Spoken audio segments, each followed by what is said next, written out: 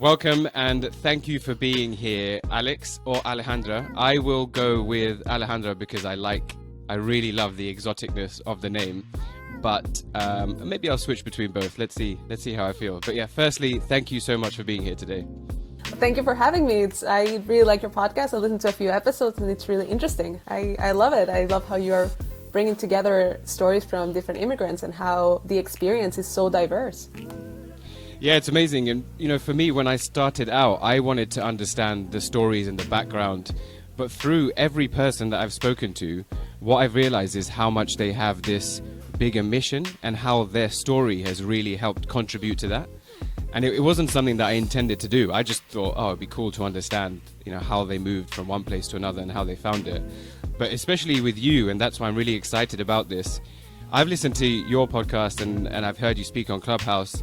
And only recently we've been in touch, but I already feel I really resonate with what you say. And so it'll be really interesting to understand how you became this person. Because for me, I know my story, but it'll be good to know if we share something in similar, which is why you know, through your podcast, you talk about leaders and what the key lessons are and what they say. So before we do jump into that, I'd love to go back to the early days and where life for you began. That will be, you know, I had an interesting experience a couple weeks ago. Because now I'm doing interviews in my podcast as well as just telling stories, because I think it's also very important to not just focus on the Elon Musks or the Malalas, but also people who are doing things today, who are in the beginning stages, who are taking those first steps. And they also have so many valuable lessons. And I interviewed somebody called Dali Rivera, who is an anti-bullying educator who's also an immigrant, just by coincidence. And then she interviewed me about my podcast and the work that I do. And she kept telling me, like, your story is so interesting and so unique. But it feels weird to me because to me, it's just my life. Yeah. And I keep forgetting that not everybody has moved countries 4 times, that not everybody started their journey traveling so often or had it be such a part of her family history for so long. So yeah, so where do you want to start? I mean, you tell me. Early days is a broad term, so yeah, that's true. I would love to go right back to the beginning, from as early as you remember, in terms of your childhood and growing up and what your sort of family environment was like. Well, my family environment was really fun. I got to grow up with really fun parents, and always knowing that I came from 2 cultures. So my parents met when my father was living in Honduras, doing his engineering degree there. And he met my mom. They fell madly in love. And as a 19 and 21-year-old, they got married. And my mom moved from Honduras to Ecuador to be with my dad. And yeah, 30 odd years later, they're still the 2 most in love people I've ever met. Wow. And making me feel uncomfortable by how in love they are with one another. And that has sustained them through their entire journey. Like my first move was when I was 15, and we left Ecuador to move to Mexico because of my dad's job. And then 3 years later, we moved to Germany. And then my parents eventually left Germany 4 years later. I stayed longer and eventually became a German citizen. And then when I became a German citizen, the first thing I did was move to the Netherlands. Wow. And that's amazing that you've said how in love they are, and I love to hear that. Was that something, because I know that Central Americans and Latin Americans, they are very open about feelings and emotions. And I'm British, so, you know, everyone is more open than us. But is that something that was common amongst your parents' generation at the time, that they do really display this love and affection for each other? No, it's not. Okay. It's not common at all. Like my parents, for example, my earliest memory, like Ecuador is a driving country. You drive everywhere. And I remember that little things, like when my dad is driving, he would put his hand on I don't know what you call it. I don't drive. I don't know how to drive. So I don't know what you call the thing to change gears in the car. The gear stick. Yeah, the gear stick. So he would put his hand on the gear stick and my mom would hold hands with him. And the entire time they were holding hands. It's really, really cute, really, really annoying. And when they weren't doing it, it's because they were, I don't know, arguing about who forgot to take the trash out or something like that, something really silly.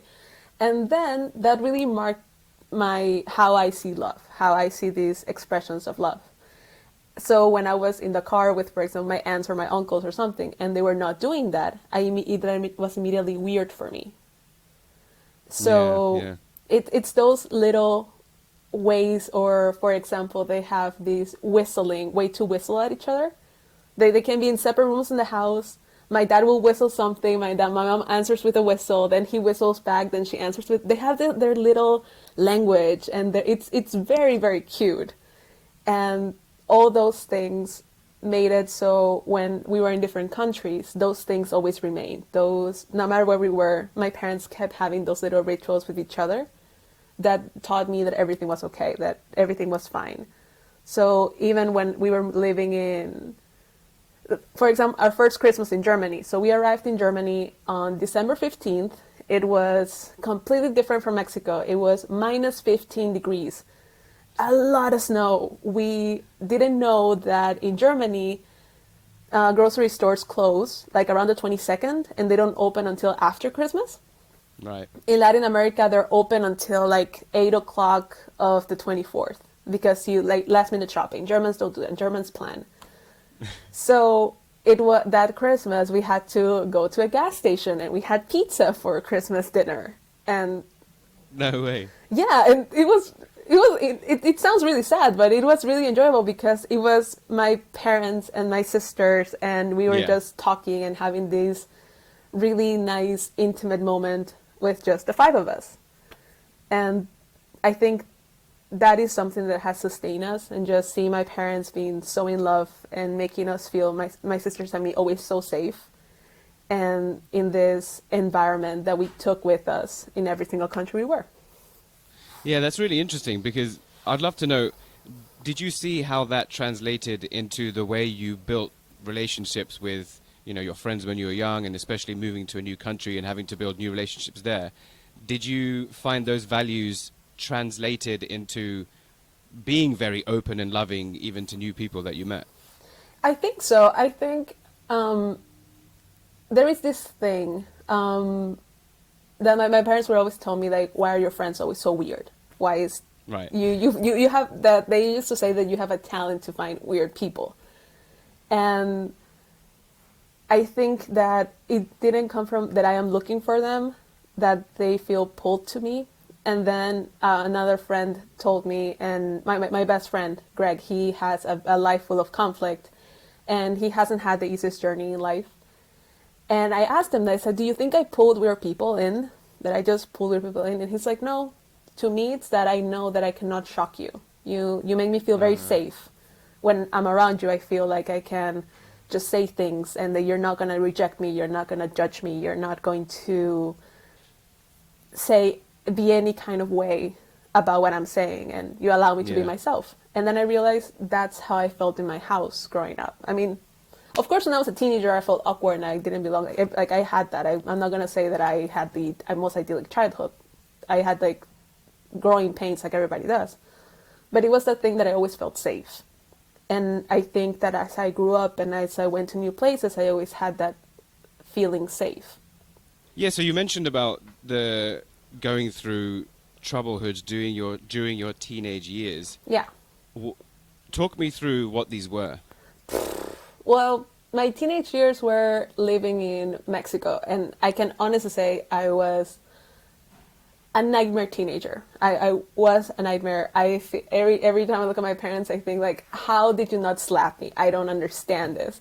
I don't understand the level of patience they had. Like, in retrospect, so being like 28, and I think about it, and I thought, if my sister, my younger sister and I love the honesty, by the way. I love the honesty. It's true. Like, my younger sister is 12 years younger than me.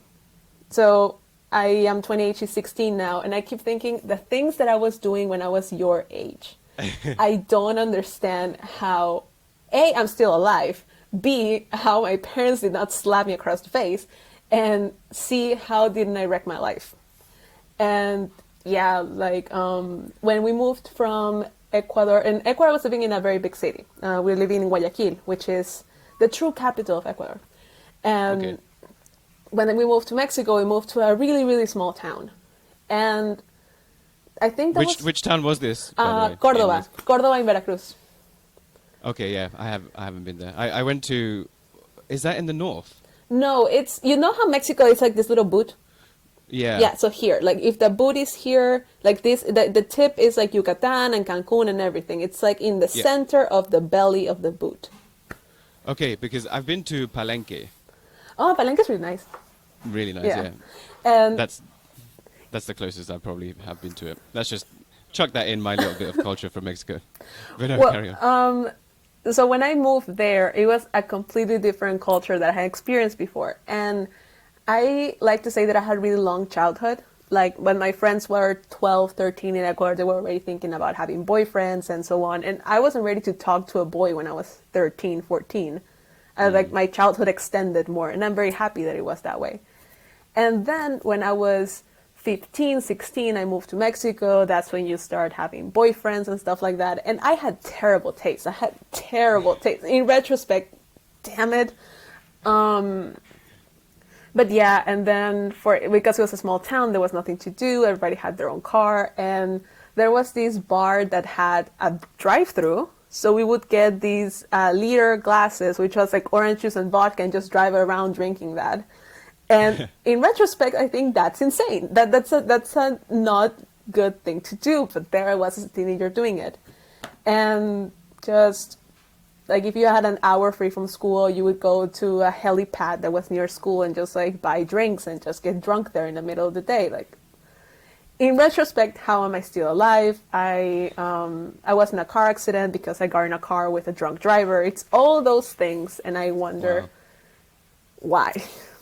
And do you think that's more common in a place where there isn't as many other things to do? Yeah, so of the course. kind of default is, well, let's just meet up and drink. Yeah, I think so. I think it also comes from boredom. I think that if I had been born in a lower socioeconomical, like that's a conversation that I actually had with my dad. I think last year, in saying how lucky I am, and that I am always living. And I think it comes from being an immigrant. I always have this idea in the back of my head of how lucky I am, because when I was born, my dad was freshly graduated from university. He was just starting his first full-time job because he came back from Honduras with the idea of running my grandfather's farm. My grandfather has a farm, and they clashed a lot because the father-son dynamics, going from father-son to boss employee. My dad ended up leaving, and the whole living in a farm with my mom living in the city and seeing each other only on weekends didn't work for them. So my dad went and found a full-time job as in the coffee industry in the city where I grew up.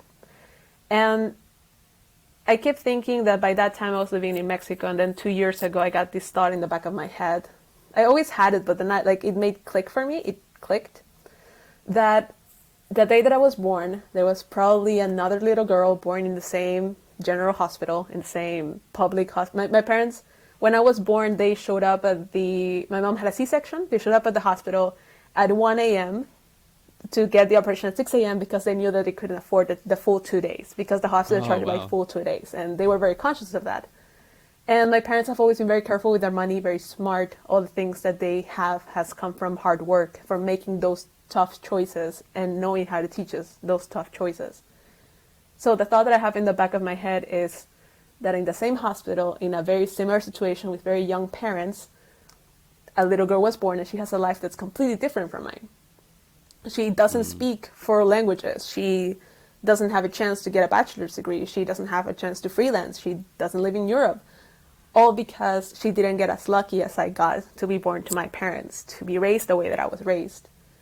And I think that comes from being an immigrant, for knowing that there are other realities, from not just seeing them on TV, or from not, I cannot say that I experienced poverty. I was very blessed to not experience poverty, but from knowing that it's the situation a lot of people have. And that's an amazing mindset. Yeah, I've never even thought about it in that way. You know, you always compare yourself to peers or someone that you look up to, or, you know, sometimes in an egotistical way, someone in the same field as you that you think you're better than. But when you really draw it back to, like you say, someone who has entered the world at the same time, right? So in that way, you're similar, but with completely different circumstances. And that way, you're different. And then it comes down to, right, we enter the world at the same time, but how am I going to make use of the circumstances I've been given? Exactly. And be grateful. Yeah. Exactly. It's like, how dare I not use all the privilege that I had to help somebody, to make the world a better place for them. And that's also the thing that I keep going back to Elon Musk. It's like, I'm not Elon Musk. I'm not going to bring free internet to the world. But if one thing that I make, or one product that I help design, or one business that I help create creates 2 jobs or 3 jobs, or maybe the product that I make helps somebody in any way, that's a debt. So I enter the world with a lot of privilege. That means that I also have a lot of debt to do something better, to support somebody, to not just be, my journey is for me. My journey is not for me. And my journey is to make my parents proud. My journey is to make the world a better place. My journey is to use all the skills that I learned, that I got really lucky to learn, and to put them to better use for somebody else. It's amazing that you say that, because one of my favorite quotes is that when you are lazy, you are ultimately disrespecting everyone that has faith in your abilities. And I love that quote because there's so much depth to that. It's that, obviously everyone knows laziness is, I don't want to say bad, but laziness is the inferior to productivity, right? Yeah. That's generally known. Hearing that someone's going to be like, okay, I know that. But when you view it in the way of, sure, if I'm lazy, I'm letting myself down. But more than that, there's people out there who see value and potential in me. And by being lazy, I'm disrespecting them by saying that, well, I don't even want to live up to what I can achieve. Yeah.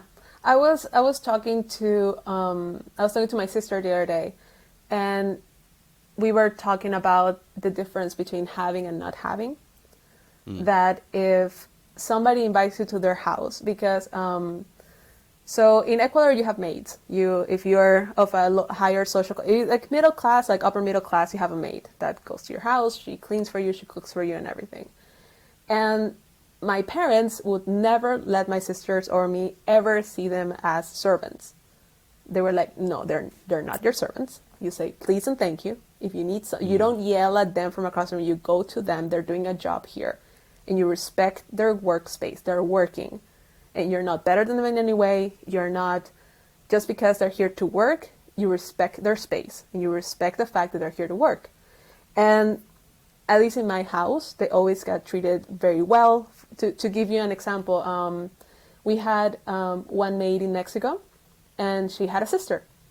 And the sister couldn't arrange childcare for her son. And so that boy was confined to the maid's quarters, which is usually a room that's 2 by 3, and all day. And when my mom heard this, she was shocked, and she said, it's across the street. It's your nephew. Bring him over here. And the maid is like, what? It's like, bring him over here. He can chill in our house. You're here. You can watch over him. And that boy will arrive, and who is from a lower socioeconomic from a lower class. And my mom was like, has he had lunch? Give him an orange. Make him some lunch. My daughter is upstairs. He can go watch TV with her. They can play together. He can go outside and play with our dog. That's perfectly fine. It's perfectly okay. And we were shocked by the fact that the mother worked for another family across the street from us, and they had 3 boys. And we were like, aren't they playing together? What's wrong? Yeah. Why are they not just, why is this class difference? Why are we just claiming that we're better than our people? And we didn't learn that. My parents would never let us think that we were better than somebody else just because we got lucky enough to have more.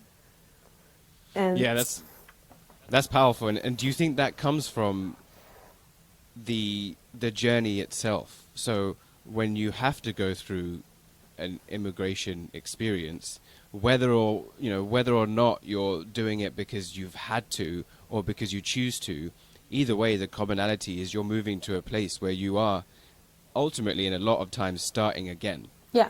And so there is that, I don't want to call it a struggle necessarily, but there are those hurdles you have to get through in integrating and finding people who you can relate to and finding people who can help you to find your place, right? And your identity. Of course. Do you feel that plays into it? Of course. To give you an example, I had for university last year, I had to do a project about creating a sense of belonging in the city hall. And my classmates who have not had an immigrant experience, they were thinking like, we need to use tech, we need to use, one of them had this idea that was to getting drones that would deliver documents from the city hall to somebody's house, and then taking the documents back from the house to the city hall and all those things. And I thought like, okay, I focused on people who have communication struggles. Because the first time that I arrived in the city hall, even though I'm a person with a higher education and I speak 4 languages and I am an educated person that can make herself understood, I don't speak Dutch. So they couldn't understand me. And it was frustrating for me. And I felt like I didn't belong in that space because I couldn't communicate properly. So I decided to focus on that. And then also thinking that when I was living in Ecuador, in Guayaquil, we live in citadels, which has like these guarded communities with walls all around. And I remember there was one called Los Ceibos, and you had tennis courts, a very beautiful park, a pool, a wall, and then a hill where people were living in poverty, in houses made of zinc or made of whatever they could find and so on. And that image has been stuck in my head always. It's like, why are we designing for the ones that have the tennis courts and leaving forgotten the rest that are struggling? So in my project, I decided to focus on the ones that were going to struggle instead of focusing on the ones that just want the comfort. And that comes from feeling that way, from feeling that I didn't belong in that space just because I couldn't speak the language.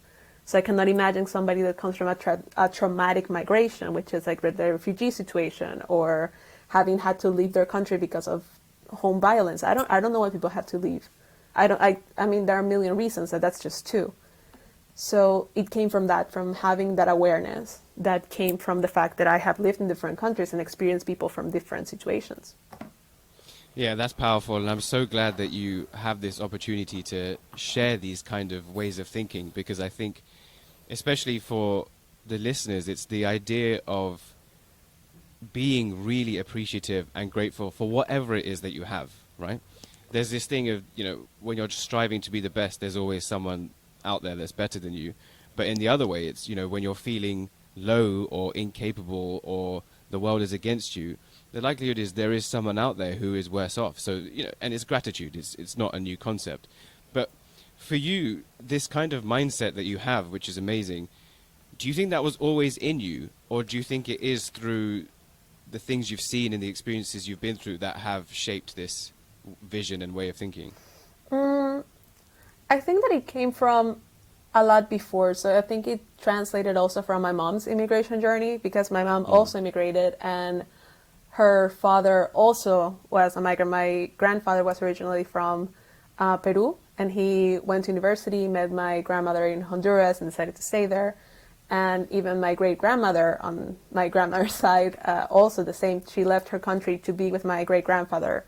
So it was always a thing of those migrations because of love. They fell in love with somebody, and then they migrated. And my mom comes from a small town in Honduras, and she always made us aware from that. It's like, you have these things, be grateful that you have them. And then with my immigrant experience, then it just made this abstract concept real. Making this idea of being appreciative and grateful into, it is actually something. Like, I can imagine, like, let me put it this way. I think it was like 6 years ago. My parents were living in Ecuador, and I went to visit them. And there was around the summer, that's when the gray whales go to Ecuador to have their babies. And I needed to go. I needed to go. I had always wanted to see it. I needed to go. I needed to experience that. So my family takes me. It was my parents, my younger sister, and my cousin. And we go in this little boat that we found somebody that could take us. We go in this little boat. He knew where, they all triangulate, all the tour guides, to know where the whales are, to make sure that you see them. And I had read about it. I had seen YouTube videos. But I couldn't imagine how massive a whale was until I was right next to it on this boat. You can see in YouTube how they jump and do the bridging thing and they fall on their back and they splash so much water. But it's not until you have it like 5 meters in front of you that you realize how massive this thing is. How it's suddenly it's not only in your head, it's in front of you. And I think that's what it did for me, for not just knowing the stories from my family, but actually experience them myself. And it made these abstracts a reality. And one thing that I want to make clear, I think also this idea of be grateful because others have it worse off, I think that's also very damaging, because then that means that you cannot be sad because somebody else has it worse. You can also not be happy because somebody else has it better. But I think being an immigrant gives you a little bit of perspective, that you can say, I'm going to feel bad about what's happening to me for 10 minutes, but then after a while, I need to get a grip of reality and be like, what I'm going to do next. I have the privilege of being able to have a next step, of having the tools. So feel bad, let it be sucky, whatever is happening, but then move forward, because you owe it to all those who cannot do anything to move forward. Yeah, I love that. And the thing what I really love about having interviews and guests on the podcast is for my ability to learn through what people say. And what I've really taken from that is the idea of not being detached from these emotions, because it's natural to feel that, and it's also nice to feel those emotions, but then kind of using that energy, and like you say, for whatever time period you need to kind of process that emotion, but then transforming that energy into then helping you for the next step.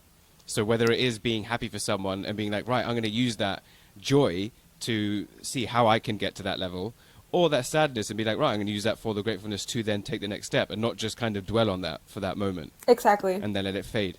That's amazing. I love that thought. And that's definitely something that I'm going to look to try and implement more. And so transitioning to how you mentioned these projects that you're working on. And if I'm not mistaken, in terms of your professional career, you actually started off in a tech IT corporation. Yeah. I'd love to know I guess how you fell into that space, but then you really transitioned out of that into freelancing. So what was that process like, and why did you do it? Yeah, so how I fell in that job is really funny, actually. I fell into that job because of Tinder. Oh, wow. Yeah. Was not expecting that. That's the thing, that when people go like Tinder sucks, and I'm like, I cannot batch Tinder. I found my job technically through Tinder, so happens. Yeah, so when so I'm doing right now my BA, but I already have a technical degree in graphic design.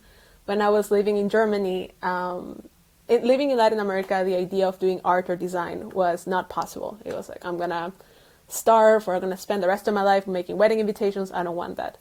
So I was supposed, in my mind, I thought I was always going to engineering. I'm going to go buy engineering. So that really interests me, but it wasn't design.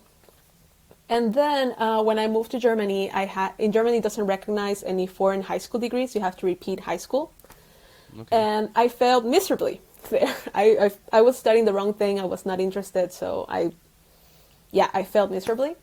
And then I moved from Hamburg back home with my parents.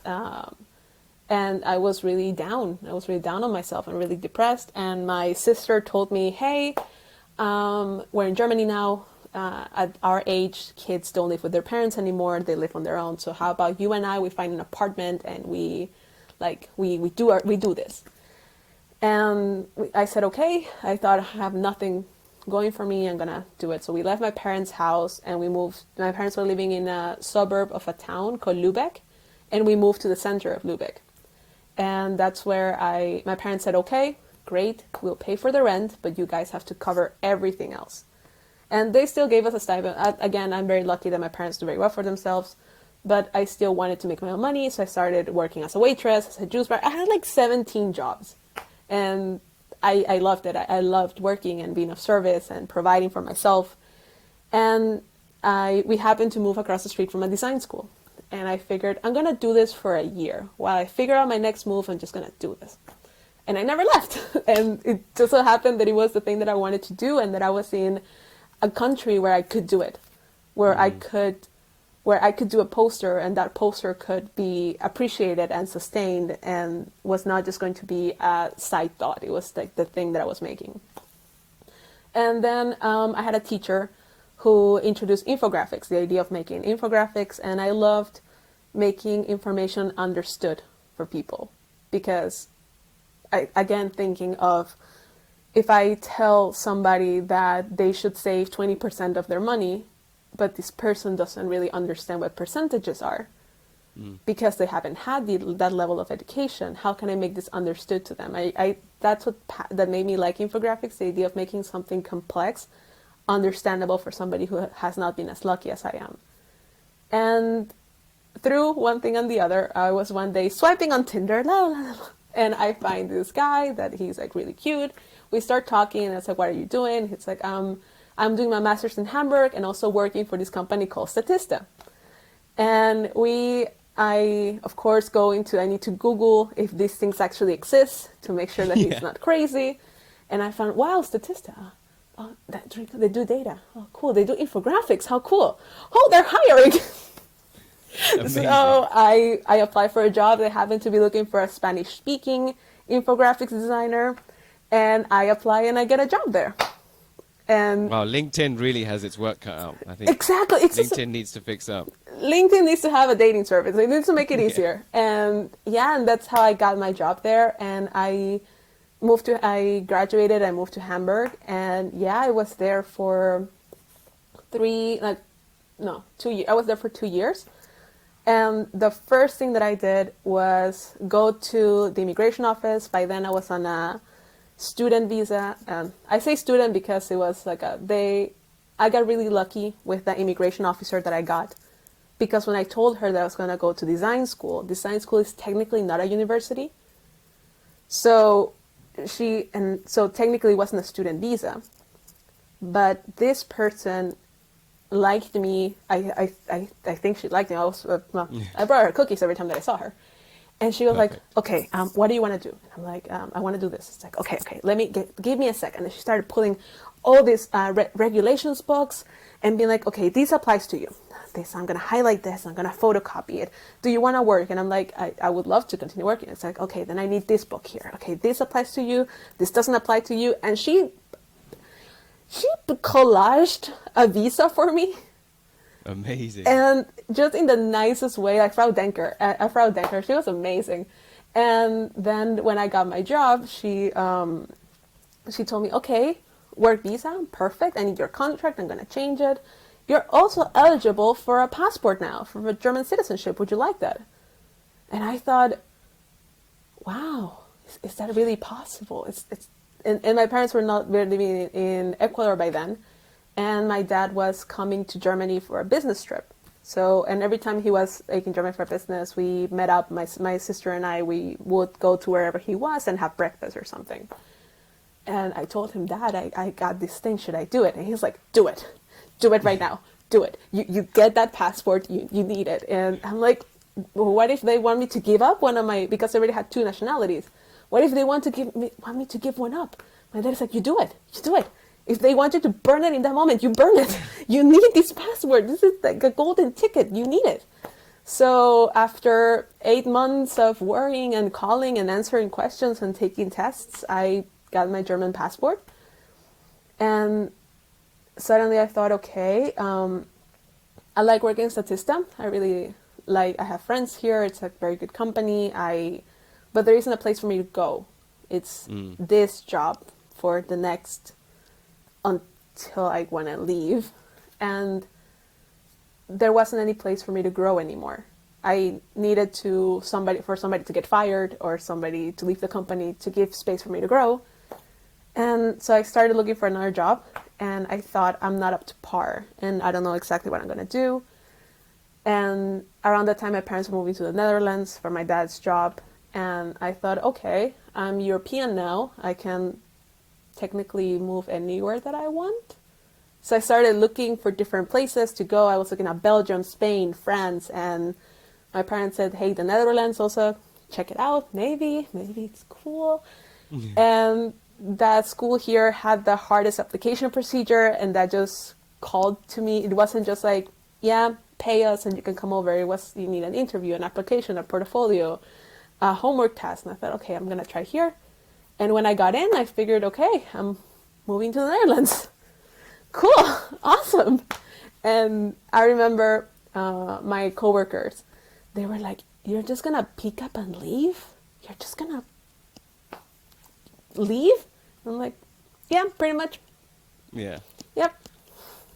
And this is what I love. It's one of the things that I've come back to a few times in previous episodes, which is that one common trait I see amongst people who have this immigrant journey or immigrant experience is your ability to be able to take risks. And I mean calculated risks still. But just that people who haven't don't understand, not for everyone, not to generalize, but exactly what you've said, right? You've been through the process of moving from Ecuador to Europe. And so you know that, firstly, it's possible, that you are able to do it. You are able to shift from one location to another and create a life for yourself again that's hopefully a step up, right? You know, and you're able to do it. And so I love hearing that side of it, because it's something that I'm hoping people get inspired by who haven't done it before, to be like, okay, Alejandra's done it and it is possible. So maybe I should be a bit more, confident that I can go through this experience and it could take me to places that I may not have been able to if I didn't take that risk. Exactly. And I know, like, one of my coworkers in the office, like the one that was the most shocked, she has lived in the same apartment for 7 years. She has lived in the same little town for her entire life. So to her, leave that place, it's not a thing that she would do. It's inconceivable. But for me, it was more, I've done it before, and I know that I'll survive it, and I will know what comes next, and it's perfectly fine.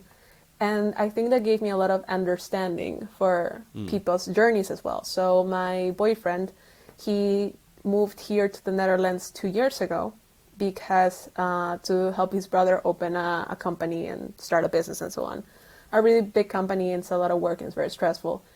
And at times I noticed that he was really down on himself and he wouldn't tell me why. And I said, like, tell me. After Bushing, he told me, and he says, I feel really guilty. And I asked him why. He says, because I am really homesick and I don't think it's fair to you because I love you and because I'm very happy with you, but I still feel very homesick. And I'm like, I get it. It's cool. And he was scared of telling me. He thought that I would like pick that up as he doesn't love me, he doesn't care. And I'm like, I get it. I get that you can be in a place and be happy there and still miss your home and still miss your family and still want to be and have that split. I understand what it's like to live with that split. Did he move back home? No, he's still here. He's still here, and he's going through his immigrant experience himself. And he went home for Christmas, and then he came back, and that's the thing that he told me that I thought, oh, that it was his final days there. And I said, I get it. If you're sad, if you're conflicted about coming back, I get it. And he's like, it's similar because I'm living here, but I am also looking forward to being in the Netherlands with you. And it's that thing that you can love multiple things and you can have love for your home country and love from every place that you have lived, but also want to be somewhere else. It's that your home is not only a physical place, it's a feeling. And that's, I think, something that I got from my mom. So I don't feel the need to decorate, for example. I don't. I'm not wired that way. But my mom does. And she comes to a place and needs to, Christmas, for example, like Christmas decorations are to her very important. To me, they're not. But I think that comes from the fact that she made every place feel like home for me. That it didn't matter if we were having Christmas with food that we bought from a gas station or if we were having a beautifully decorated house. It was about the feeling that I had. And then when I was in Germany, in Hamburg, living alone, and I hadn't seen my parents in like a year, I would feel that homesickness and then just go to the kitchen and hadn't made tortillas the same way that I saw my mom doing them my entire life. Yeah. And just make myself a stack and eat them with cheese, like watching a movie. And that made me feel home. It wasn't the fact that I was in an apartment. It was the thing that I was doing that connected me to the thing that I saw her doing my entire life. See, I find this really interesting, what you've brought up. And what, for you, you talk about home very clearly. Do you feel the longer that you stay in the Netherlands or in Europe, and when you get to a point where you say if you end up being in Netherlands or Europe for at least as long as you were back home, or even twice as long, do you think you would ever start to consider that home, or will home always be Ecuador? Honestly, I don't feel like Ecuador is my home anymore. Okay. I feel very disconnected from it in a way. I see people that say I want to live in the town where we grew up, or when we were born, for their entire life, and being very happy there and want to build their family there and so on. I don't feel that way about it. Because home should be a place that allows you to be yourself, where you feel comfortable and you feel safe. And I wouldn't feel safe there. I wouldn't have the same freedoms that I have here.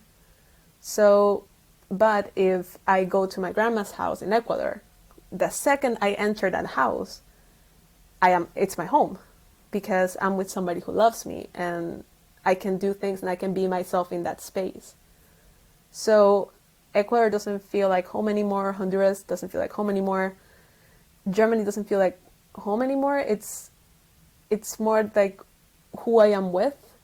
And if I am by myself, what can I do to make that space feel like home? So so right now it's this space right now, because my parents are, I'm visiting my parents today, so I'm doing this from my parents' house. And it's just like, we had breakfast. That's a thing that we do. We have breakfast and we talk, and then we look up stuff, and then we are joking and having fun. That's home. That moment, that activity, it's home. Yeah, that is amazing. I love that perspective on it, that home is the place where the memories and the people form that. So you could be anywhere in the world, but if you're with those memories and the people that you grew up with, and you have that family or even relationship bond with, that's where the home sits. Yeah. Which is amazing, yeah. And to give you an example, when I was living in Germany, and my friend Greg, the one I mentioned before, we are very talkative, we're very fun people and everything. But I remember we went to Prague, and as a group, and on the way back it was 3 of us, because we all had to go to the same train station and so on. And we were sitting on our phones on the train, and the third friend asked us, "Are you guys in a fight? Are you guys angry at each other?" We're like, "No, we're cool." "Oh, but you're not talking." I'm like, "Yeah, we don't need to talk all the time. We can be quiet and chill around each other, and that's okay." And when we would hang out, when he would come to my place, it was the same thing. We would just sit and order food and talk, just not necessarily doing anything, just existing in the same space. Yeah, I agree with that, and it's something that I always say about you're really comfortable in a relationship where you can be comfort in silence around each other. Yeah. Right, because there's a lot of the time where if you feel that anxiety to ask, like, "Oh, hey, what's up?" or "Hey, what's wrong?" then you're not really fully feeling yourself around that person, or even fully understanding that person, that they are just being content in being in your environment without needing to have to verbally communicate all the time. So it's interesting that you share that view as well, because it's something that I've always said, that's when you know you're fully in line or on the same frequency as someone, that you can just be comfortable for maybe even hours. Yeah. But know that the other person is still there. Yeah, and there are people like enjoy doing a lot of things, like for example, the couples, like talking about my current relationship, the couples that go hiking and go on trips and everything. Like, we started dating, and 6 months later COVID hit, so we haven't had a chance to travel together and so on. And a friend of mine was looking at her relationship and then at my relationship, and she was like, "Oh, but you guys don't do anything." And I'm like, "Yeah, I do a lot all day." I'm a freelancer. I jump from one thing to the next. I'm always on calls or doing something for a client or doing a thing or busy or have a million things on my to-do list. I like to be with somebody with whom I can do nothing with, that I can just chill, and we're talking, we're watching something, then we stop and we start talking again, and then just existing. That's what I want. And for everybody's different. There's somebody else gonna be like, we need to go like for a jog, and like, I want to be chill. Yeah. I think it's great, and I'm excited to be able to go to museums when they open again and to travel and so on. But also, I want to be able to chill. For his birthday, actually went to The Hague, and we rented a room in a hotel because that was the closest thing to travel that we could do. And we were having breakfast and in bed, and I was just reading a book, and he was on his phone. We were just enjoying being in the same space, doing Yeah. completely different things. That's amazing. And you talked about the being very busy with freelancing, which I think is part of the package when you Yeah. become a freelancer. And I've looked into what you do, and I think it's an amazing initiative. And you've touched on it briefly, but for the sake of the people listening, what exactly is the initiatives behind what you do, and why have you chosen to take that route? Yes. So when I decided to move here and start do my BA, and yeah, I figured I don't want to stop my career. I don't want to have that hole in my resume, so I'm going to start freelancing. And I started, and after a while, I realized I don't want to just make a logo for a person that can work with me or work with 20 other designers. And then I realized there was this gap of people who need services, design services, but never get approached by a designer, like smaller businesses, nonprofits, government organizations. They're people who need services, who have check out almost all nonprofits, almost all small nonprofits have either terrible logos, terrible flyers, horrible, unmanageable websites. And that comes from the fact that I have never had access to a designer. And I put on my resume that I want to do good work for good people. I want to help people have an impact. And that doesn't mean working for free, but that means adapting myself to serve people who want to do good things. To give you an example, if somebody comes to me and says, I need a logo for a cookie company, I'm like, okay, that's amazing. What's your catch? It's like, how do you bring value to your community? It's like, oh, I provide a very nice cookie. Like, oh, that's great. And then if somebody else comes to me and says, like, I want to have a cookie company and I want to work with people who have disabilities or freshly arrived refugees or people who have mental struggles, I'm going to choose the second one because they are the ones that are bringing impact and they're the ones that are going to have that largest ripple effect. Will they make the most profits? Will they win the most awards? I honestly don't care. I care about how can I help this person do good things and put good things out in the world. And that's what I'm focusing on. That's exactly what I resonated with when I looked into your website and heard that this is what you're doing. And I love that you've taken that stance because I think the world is moving more to a place where it's a shift away from profit and into genuine impact on where it's needed. One thing I'd love to get your views on. So from what I've seen, the world is moving to being more catering to freelancing. I did read somewhere that I think, by 2027, 50% of the jobs could be freelancers. But the whole idea is that the working sphere has shifted away from that traditional, something that started back in the industrial days of factory working and productivity. But what I also know, or what I've looked into, is that the education system hasn't caught up with this trend of moving towards the freelancing space. And what I mean by that is, in one way, the education system was designed, and I think it's the author Seth Godin who says, it was designed to train people to have a lifetime of productive labor as part of that industrial revolution. So it's the idea of memorizing so that you can be the most efficient and also not asking questions, right? As we move to this world of more freelancing and the work you're doing, and I think everything you've been through by saying, okay, I'm in Germany, where can I go that's going to take me towards my true potential and what I want to be, right? What can I do to be able to have an impact on the people that need it? You're asking these sort of questions that really is what helps this future generation of leaders and freelancers, where it's a shift away from memorizing and into being a self-learner, being able to evolve and ask the right questions. Do you think that there is a gap in the in the way schooling is in creating this next generation of freelancers and people who can really have that innovative impact? I do. I think that the whole is not only in the school system.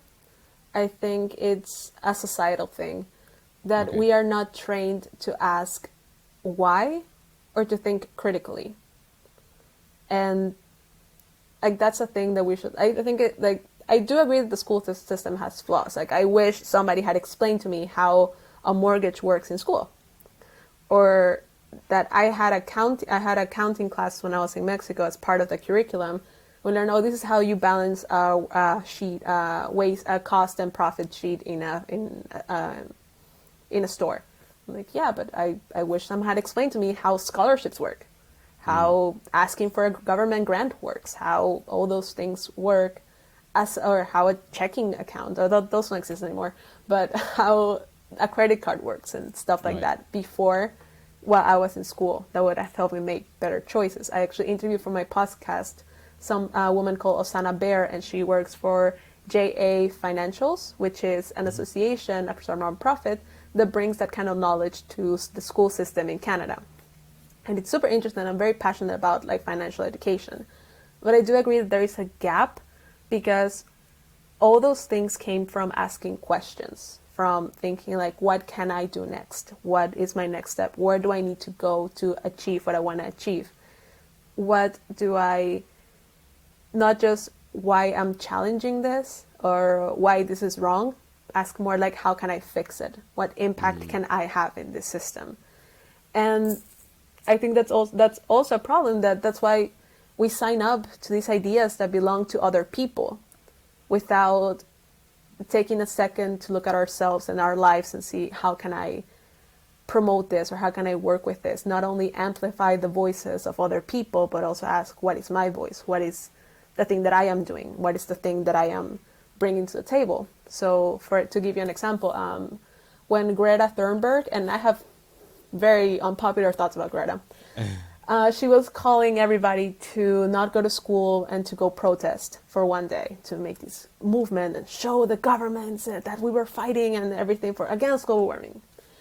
And all my classmates who are a lot younger than me and who have not had these experiences of critical thinking were like, yeah, we have to go, we have to skip school. And I'm like, I'm not doing it. I would rather go to school. I paid a tuition to be here. I took that, like, and also that because I was freelancing and I'm paying it myself. I want to use the money that I'm actually investing here.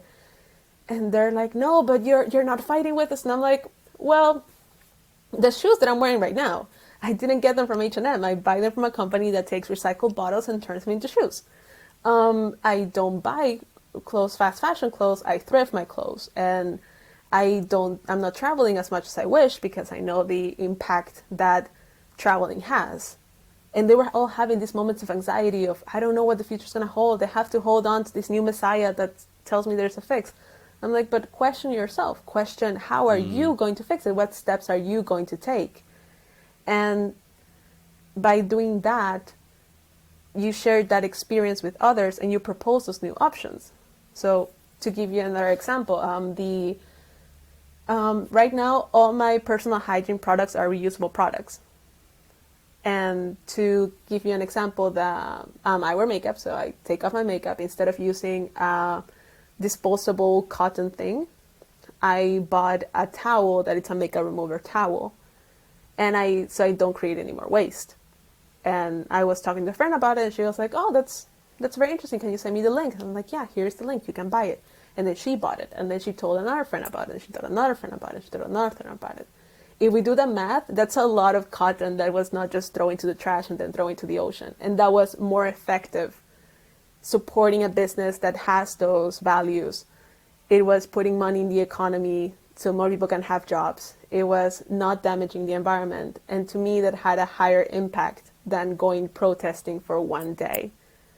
So I love the words that you've used there a lot, because it's another thing that really stuck out to me, and it was I think he was a Harvard professor, but Dan Rothstein, he said, and linked to that same point around questioning. It's not even just about asking the questions, but it's about being more effective at asking questions. And so what I really love in your story is that you weren't just saying, how can I do good for the world? You're saying, how can I myself, or how am I myself effectively making an impact that is going to affect as many people as possible? And I think that's what separates what you were doing, where you're saying, yes, I fully agree with the idea that we need to treat the environment better. What am I doing to fulfill that thought that I have? And like you said, you know, all of the things that you do. Whereas it becomes very easy to not ask the right question and just think, cool, I'm protesting, so I'm doing my bit. Sure, but what in your own personal life are you actually doing towards the cause that you're protesting? So I think that's really powerful. And then it expands, because another thing that so there is this. So do you know how now there's this whole thing against disposable straws? Like you should never use disposable straws and so on. I think it comes from a very privileged place to say that everybody should have a reusable straw on their bag. And it comes from, and that's my issue with Greta actually, that the solutions she proposes, a lot of them work for people that are like her, but don't work for people who are not like her. So a reusable metal straw costs, let's say like $10. How dare I ask my maid that I know how much money she makes, I know that she's supporting herself, her son, and his son's 4 kids. How dare I ask her to not use those $10 to feed her family for a week, but to use it to buy a disposable straw? How could I? How dare I ask somebody who's making in, I don't know, India or Africa, or a homeless person here in the Netherlands who's barely surviving, asking them to make those changes? It's not possible. Also, there is this YouTuber called Shane Burka, and he's talking about, for him, a reusable straw is not possible because of the shape they have. They're straight. He needs the bendy part of a disposable straw. Those things exist for a reason. And there comes the part of questioning my privilege and my life and the things that I can do and things that are easy for me. And then taking the next step and being like, okay, but not everybody has my situation. Not everybody was born lucky like I was. There is, again, in the back of my mind, that little girl who was not born lucky in the same place at the same time as I was, but doesn't have the same chances that I have. And we see it, so in the last few months, I've been educating myself a lot about inclusive design. Because as a designer, I look at a website and I think, okay, it's the pictures and the typography and everything is great. And then through this process of education, I'm asking myself, if I wasn't able to see properly, I wear glasses, but if I was not able to see, how would this affect me? How can I change this? And educating myself, so when a client comes and says, I want to make a website, I have already that in the back of my head. Thinking like, okay, I have to put alt text in these images so somebody who's using a screen reader can read them. And again, that comes from questioning and being like, what's missing in my industry? What am I not thinking about? What is this person not thinking about, and how can we integrate those better? That's amazing. And it is the first time I interacted you were talking about this, and you said stuff that I hadn't even thought of. And so I think it's just as important to be able to listen to the right questions.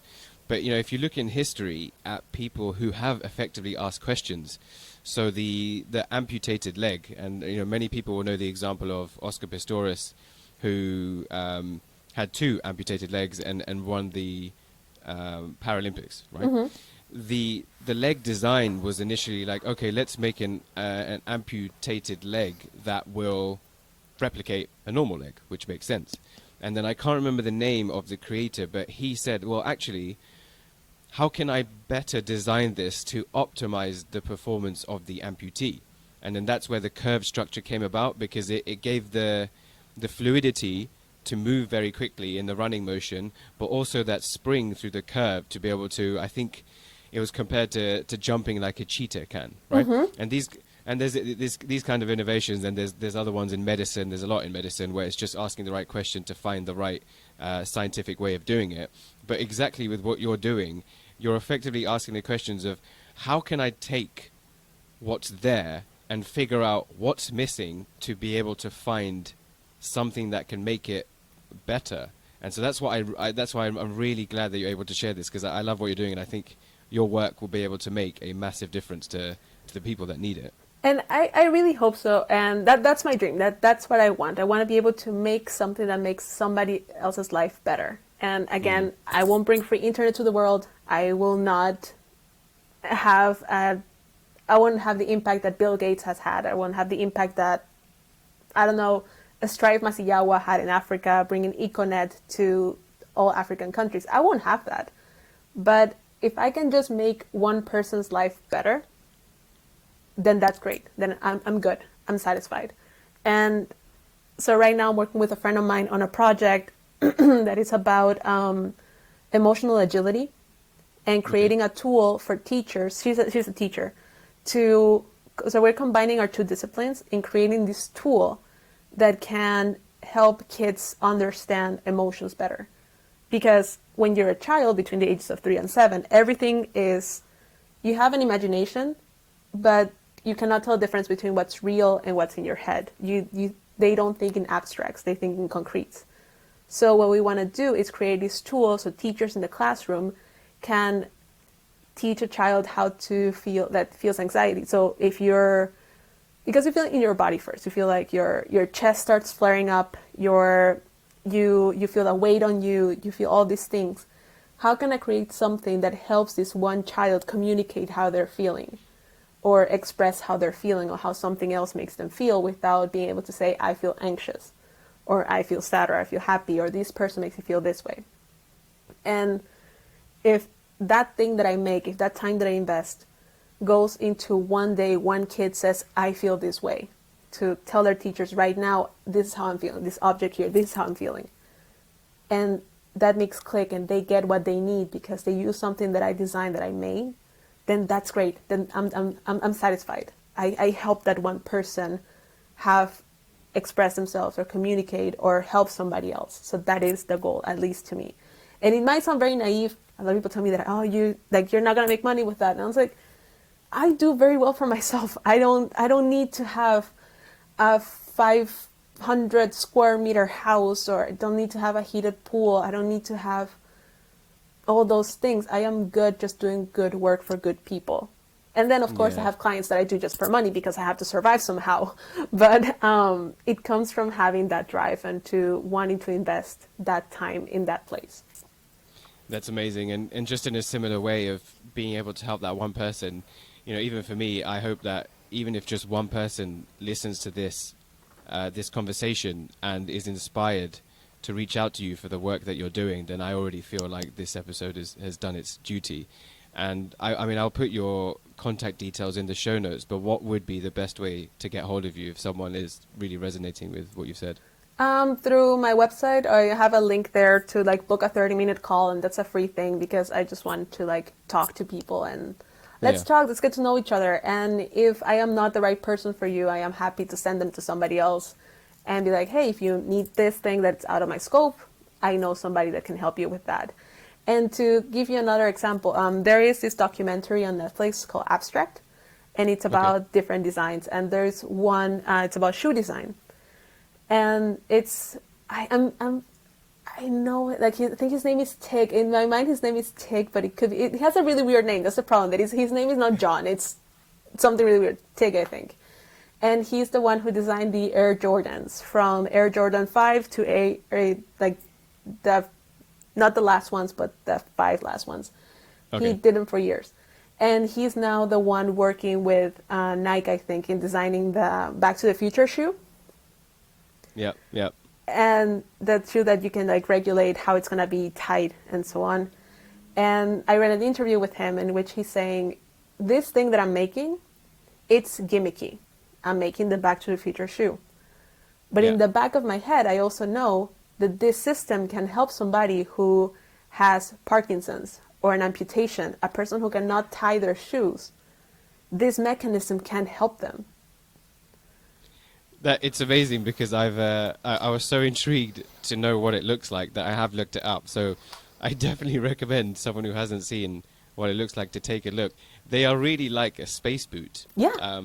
I don't know if I like it. I like it, but I don't know if I like it. I probably would. It looks very comfortable, that's for sure.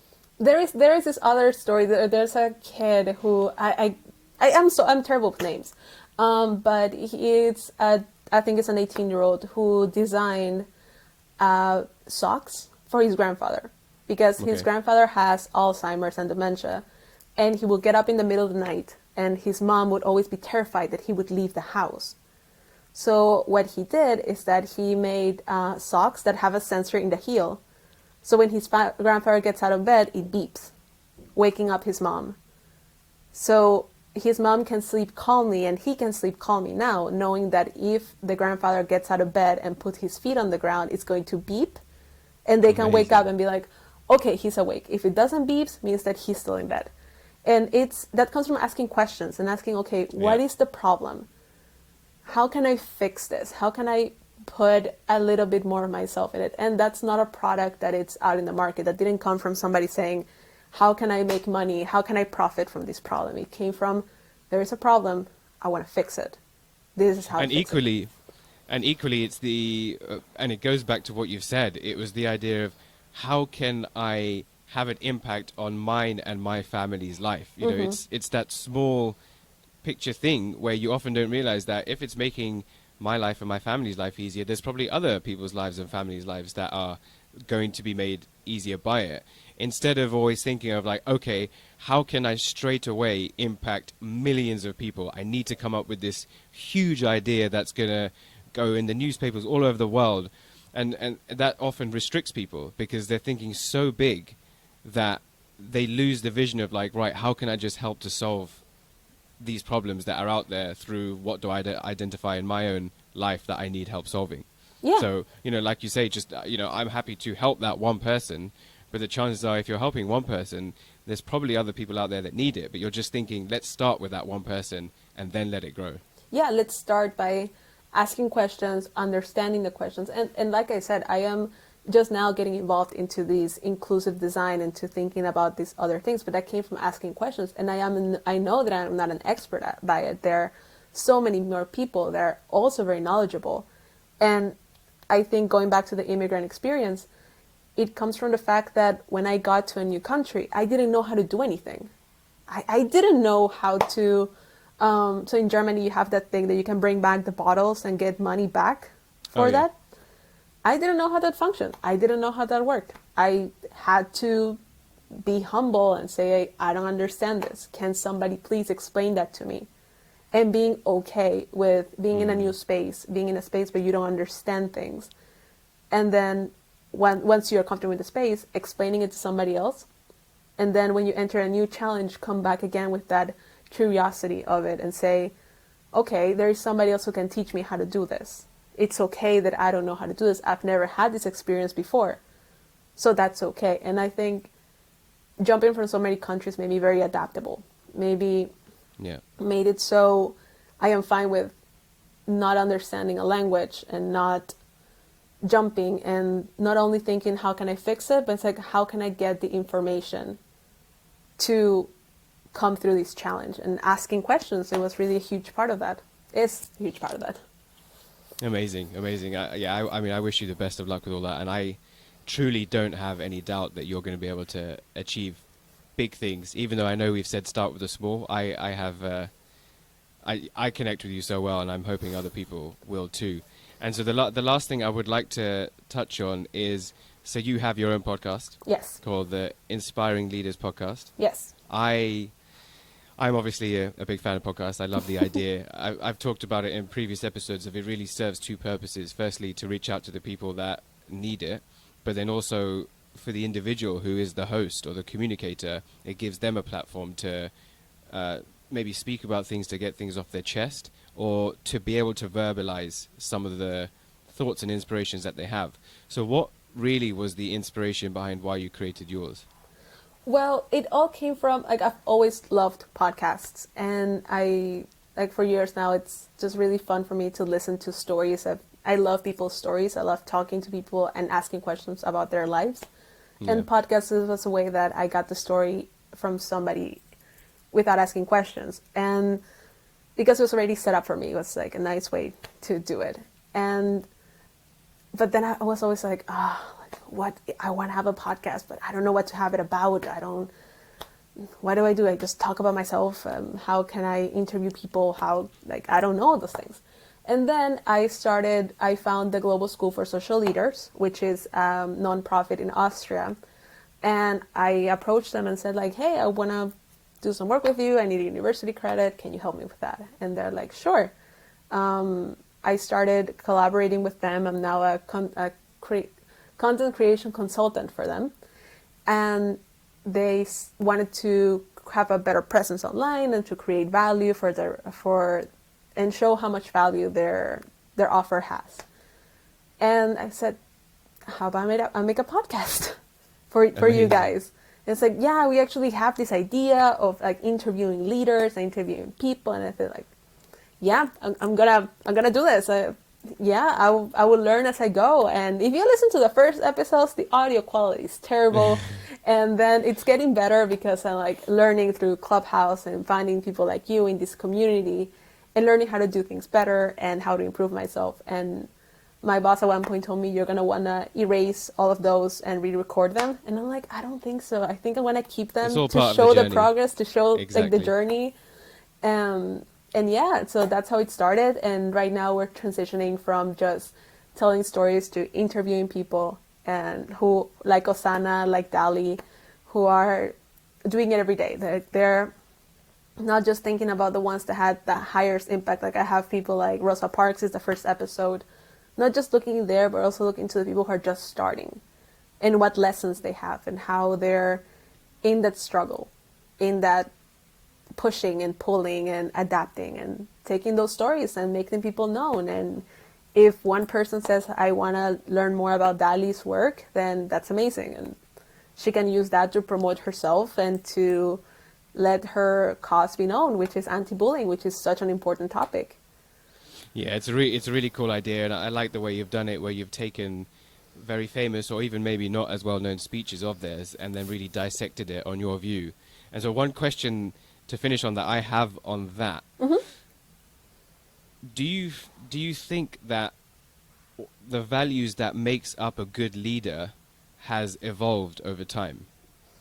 I think so. I do think so. I think going back to what you were saying about the Industrial Revolution and how the idea of a freelancer is growing, I think before leaders had to be a very special way, very strong, very decisive, very imposing. Like they had an idea and they were supposed to push the idea forward.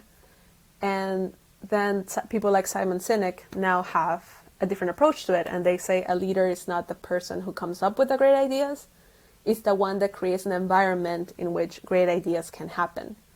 And I think there is a transition that now it's not about the role anymore, it's more about the goal. And I think it has to do with like a wartime leader like Winston Churchill. Of course he couldn't sit down in a meeting room and be like, okay, what do you think soldier number 5? What do you think 572? Right. What do you think 4087 right there in the corner? Tell me what you think. Yeah. They needed those fast choices and they needed those decisive choices.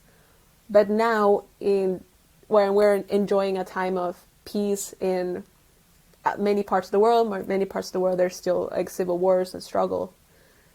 There's more adaptable leaders that can be, how do I guide this? How do I push this forward? How do I get the best out of my team? And we have time to get to know each other and to figure out how do I create the best environment for everybody. Yeah, that's really well said. I love that. I love that so much. I've got nothing to add to that, actually.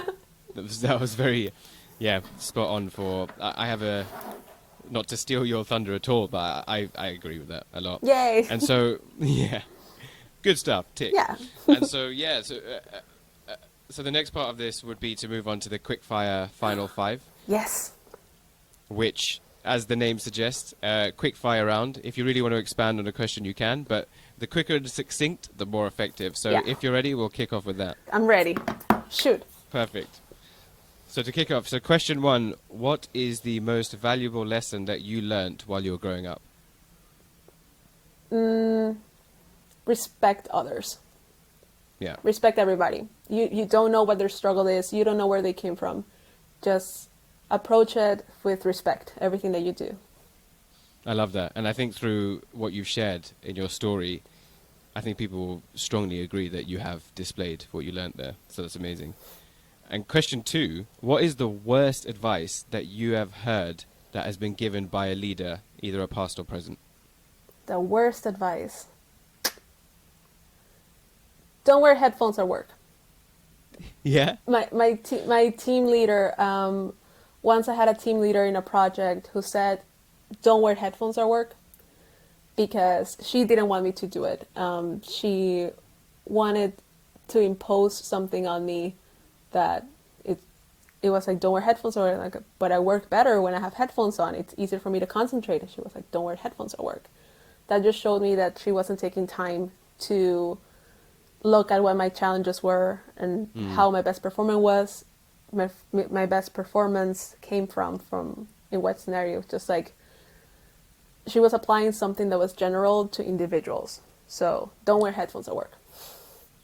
Yeah, and it comes back to the point of being able to ask the right question of, okay, what will make my employee work better? Whereas she was just going straight to the answer of, headphones equals, in her view, unproductivity or focusing on something else without really starting with the question. So, yeah, I like that. I like that a lot.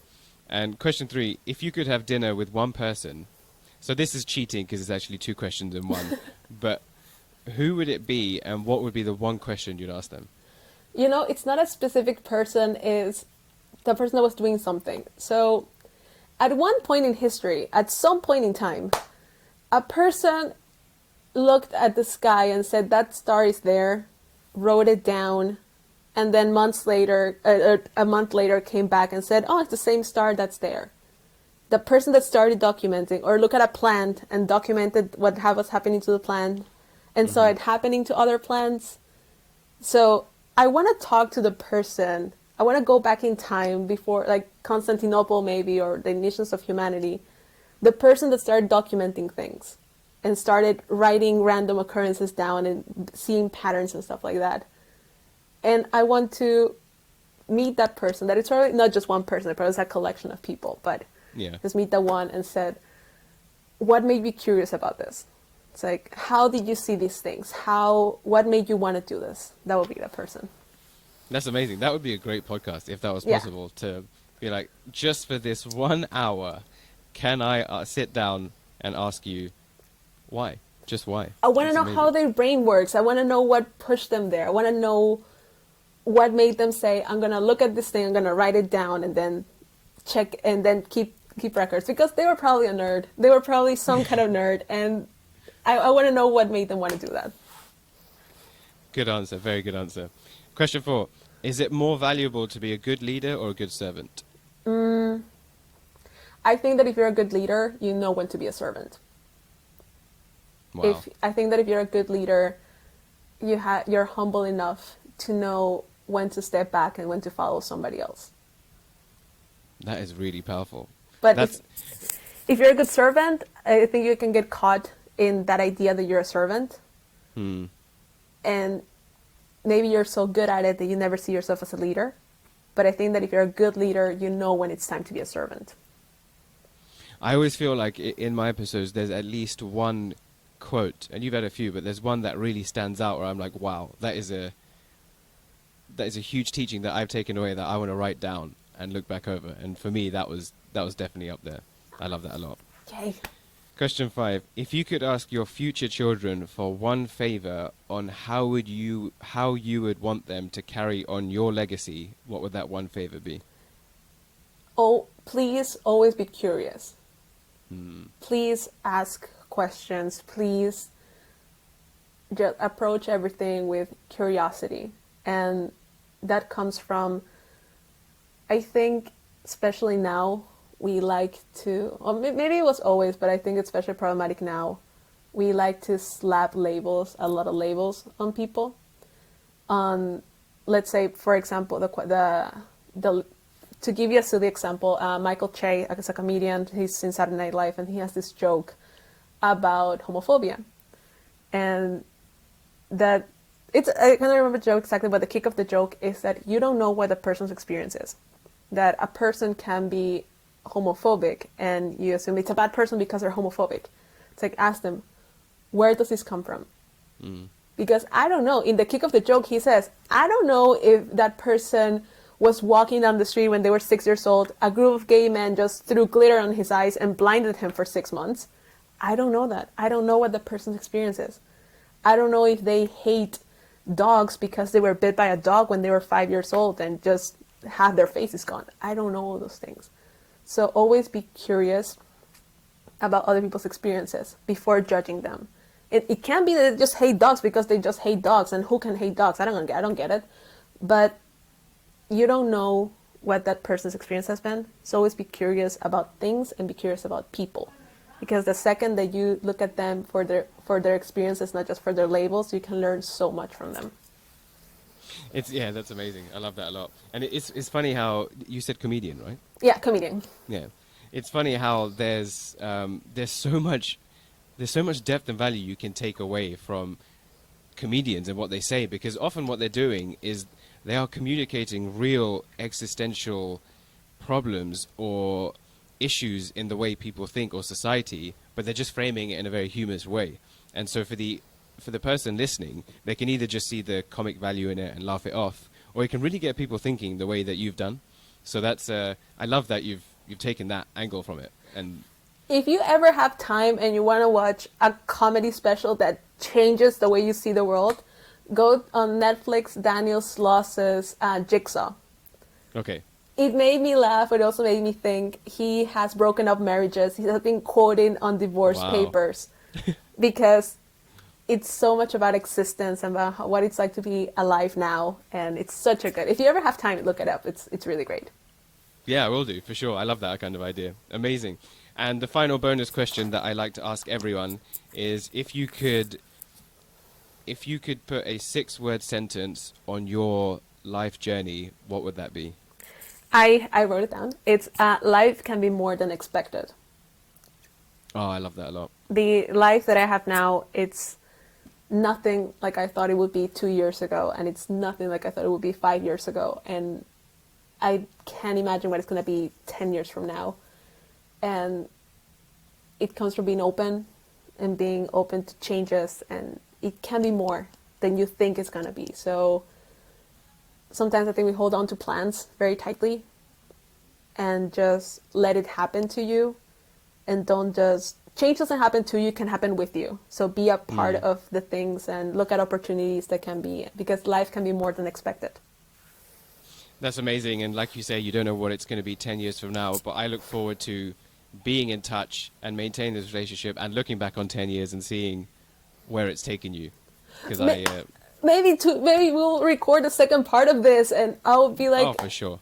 How dare I think that like 2 years ago, and so on. And it will be super interesting. Like part 2, so like the sequel could be better. Maybe we'll break that rule and the sequel could be better. And I love that you said that, because my idea will be to do in the future, a part 2 where it kind of goes back and looks like, okay, we talked about your journey. How, what has been that next bit of your journey, and is it anything like you expected? So that is what I'm looking to get from it. So I'm glad you're already confirmed for that. I look forward to that when that happens. I'm open to that. It's like, I always give the example of the Iron Man movie. I still feel like Robert Downey Jr. owes me 2 hours of my life for Iron Man 2. But I watched Iron Man 3, was great. Iron Man 1 was amazing. The second one was a waste of time. The third one was incredible. So even the third part can be good. Yeah. Yeah, exactly. Amazing. Well, again, thank you so much for everything you've shared, all the vulnerabilities and all the insights. And I really have learned so much from it. Thank you for having me. It's an amazing experience. No problem. And I look forward to connecting again. Of course. Me too. What is going on, guys? Thank you so much for tuning in to the Journey Onwards podcast. Whether you agreed or disagree with the views that were shared, my main goal is to bring you fresh perspectives from some brilliant minds, all who share that commonality of having grown up in a third culture environment, so that you can reflect on your own ambitions and values and see where you may be able to relate. I would love for you to get involved in the discussion and share your views in the comment section. I'm aiming to build a community where I can organize events much like TED Talks, but from the perspective of third culture individuals.